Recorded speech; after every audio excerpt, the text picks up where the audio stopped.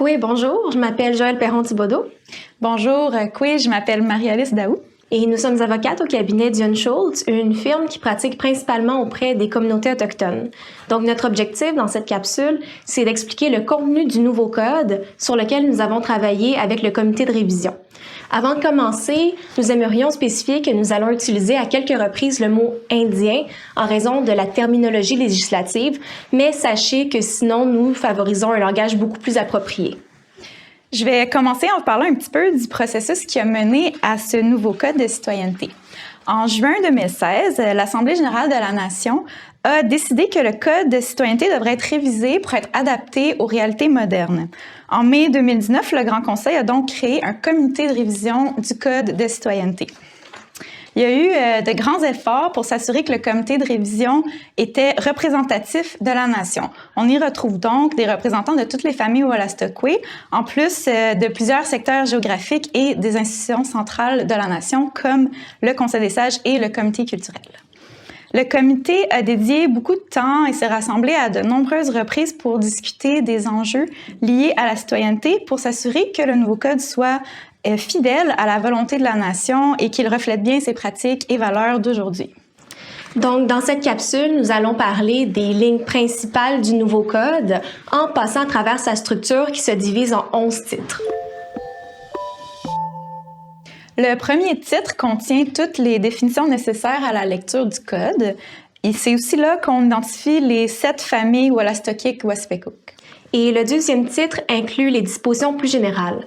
Quels sont les principes qui doivent guider notre lecture du code? Le code reconnaît plusieurs principes importants comme l'autorité inhérente de la nation à se gouverner et à déterminer son appartenance. On parle aussi de protéger l'intégrité politique et culturelle de la nation et de revivifier sa culture. L'idée de base, c'est que l'appartenance à la nation est réservée pour les descendants et descendantes des 7 familles Wolastoqey-Quaspécook, sauf exception que nous discuterons plus tard. Il est aussi précisé que le code doit être appliqué avec justesse et impartialité et en respect des libertés et droits fondamentaux. Le titre 3 entre dans le vif du sujet. Qui a le droit à la citoyenneté? Le Code décrit 4 catégories de personnes qui ont le droit à la citoyenneté. Premièrement, il y a les personnes avec une ascendance directe avec l'une des 7 familles Wolastoqey-Waspécook et qui sont inscrites au registre des Indiens. Donc là, le concept de statut indien, tel qu'établi dans la loi sur les Indiens, joue un rôle assez important dans le Code. Une personne doit, pour être citoyenne, avoir droit au statut indien ou avoir un parent qui a le droit au statut. C'est déjà ce qui était la pratique de la nation et le nouveau Code reflète cette pratique. Voilà ce qui résume bien cette catégorie qui représente la majorité des citoyens. Donc, deuxièmement, nous retrouvons les personnes d'une autre nation autochtone ou d'une autre communauté wolastoqeyik qui sont acceptées selon le processus du Code. Cependant, ces personnes vont devoir renoncer à leur citoyenneté de leur ancienne nation autochtone ou de leur communauté wolastoqeyik. Troisièmement, il y a les enfants des personnes qui ont le droit d'être citoyennes selon les 2 scénarios précédemment expliqués. Et quatrièmement, il y a les personnes qui étaient inscrites comme citoyens associés à un malécite le jour avant l'entrée en vigueur du nouveau code. Donc, qu'est-ce qu'il advient des citoyens associés dans le nouveau code par rapport à l'ancien? En fait, sous l'ancien code, une personne qui mariait un citoyen malécite pouvait obtenir le statut de citoyen associé. Mais ça va changer sous le nouveau code. Un époux d'un citoyen Wolastoqey ne va plus automatiquement devenir citoyen. Par contre, tous les citoyens associés déjà existants vont devenir des citoyens Wolastoqey-Waspécook sous le nouveau code et vont continuer de bénéficier de certains privilèges avec des limitations prévues notamment aux différents règlements de la nation. Le nouveau code précise aussi dans quelles circonstances ces citoyens associés vont perdre leur citoyenneté. Pensons notamment au divorce ou à la séparation avec le citoyen Wolastoqey. En gros, si vous êtes déjà associé, vous allez le rester sous le nouveau code tant que vous êtes encore en relation avec le citoyen Wolastoqey. Mais il n'y aura plus de nouveaux citoyens associés. Les titres 4 et 5 donnent un détail de comment la liste des citoyens va être administrée par le registraire. Le registraire, c'est un fonctionnaire non partisan qui est nommé par le Grand Conseil sur recommandation de la Direction des ressources humaines. C'est une personne ressource pour ceux et celles qui font une demande de citoyenneté. C'est aussi la personne qui est en charge de gérer le registre de citoyenneté et de recevoir et statuer sur les demandes reçues en appliquant les règles du Code. Les titres 6 et 7 décrivent les deux procédures pour faire une demande de citoyenneté, soit pour les personnes d'ascendance Wolastoqey-Wassipekuk ou sinon pour les personnes d'une autre nation autochtone ou d'une autre communauté Wolastoqey. Comment ça fonctionne d'abord pour les personnes d'ascendance Wolastoqey-Wassipekuk? La demande est d'emblée envoyée au registraire avec les documents requis, comme le certificat de naissance et la preuve de statut indien, par exemple. Ensuite, le registraire analyse la demande sous le critère à savoir si la personne a bel et bien un lien d'ascendance avec une des 7 familles Wolastoqey-Wassipekuk.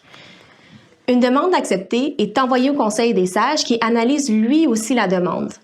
Les demandes alors acceptées par le Conseil des sages sont entérinées par une résolution du Grand Conseil. Par contre, si le registraire ou le Conseil des sages refuse une demande, il y a une lettre qui est envoyée à la personne pour l'informer de ce refus. La personne qui est non satisfaite de cette décision-là va pouvoir demander la révision de la décision ou sinon faire une toute nouvelle demande si elle souhaite présenter une nouvelle preuve. Il faut préciser ici que dans l'analyse d'une demande de citoyenneté d'une personne qui a un lien d'ascendance avec une des 7 familles, le travail du registraire et du Conseil des sages est simplement de s'assurer que la personne en question remplit les critères établis par le Code. En d'autres mots, ni l'un ni l'autre n'a le pouvoir de refuser une demande pour des raisons qui seraient personnelles ou arbitraires.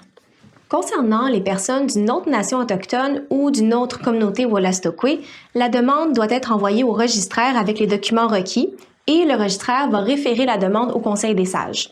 Le Conseil des sages a ensuite le pouvoir d'accepter ou de refuser la demande. Donc cette fois-ci, le critère est de savoir si accepter la demande est dans le meilleur intérêt de la nation. Ici, le Conseil des sages a la discrétion de décider qu'est-ce qui serait dans le meilleur intérêt de la nation, qu'est-ce qui est différent de la procédure pour une personne d'ascendance Wolastoqey-Wassipekuk, où il doit tout simplement vérifier si les règles du Code sont bien appliquées. Si une demande est acceptée par le Conseil des sages, le Grand Conseil adopte une résolution. Et si la demande est refusée par le Conseil des sages, eh bien une lettre est envoyée à la personne pour l'informer du refus. Elle a aussi le droit de demander une révision de cette décision. Qu'est-ce qui arrive avec cette personne-là? Est-ce qu'elle devient automatiquement citoyenne? Une personne d'une autre nation autochtone ou d'une autre communauté Wolastoqey doit passer par une période d'acculturation de 5 ans, pendant laquelle elle est citoyenne, mais avec quelques restrictions. Par exemple, elle ne peut pas voter ou elle ne peut pas se représenter aux élections.